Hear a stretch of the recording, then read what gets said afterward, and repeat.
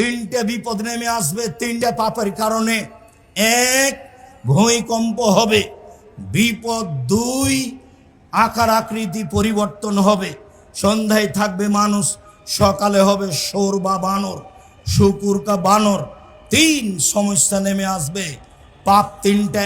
এক, এদা সারেবুল খমুরা, যখন মানুষ নেশাদার দ্রব্য পান করবে তখন এই তিনটা বিপদ নেমে আসবে।